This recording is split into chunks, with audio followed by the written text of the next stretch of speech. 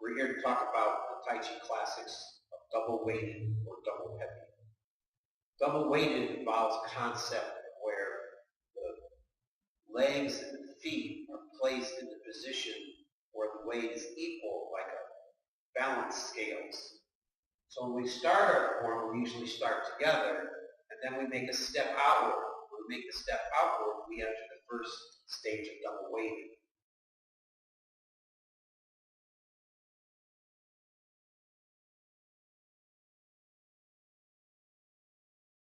You can also see that I have a line here in front of me, and that line is indicating my tailbone.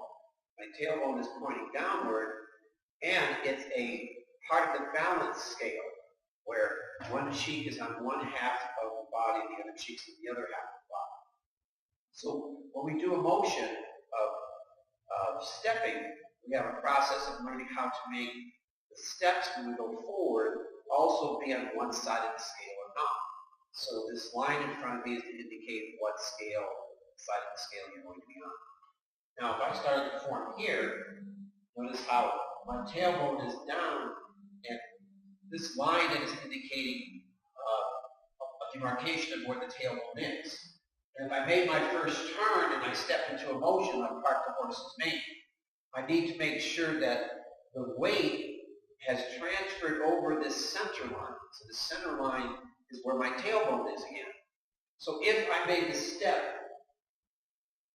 to the right, so now both my right and left foot are on the same side of this line, that is called double weighted.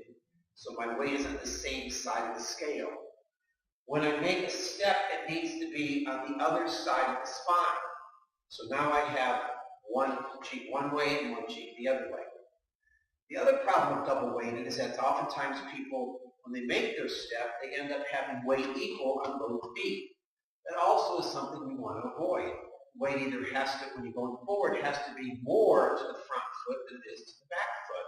Otherwise, you're double weighted like a balance scale. The third area that people have trouble with is that same idea of the tailbone being a demarcation between what part of the scale is moving is not only on the front step, but also on the back step. So if I'm going to take another step back, oftentimes people take a step back, and then now both feet are again on the same side of the spine. Instead of the foot going in and out, and the front foot being on one side of the spine, and the other foot being on the other side of the spine. In and out.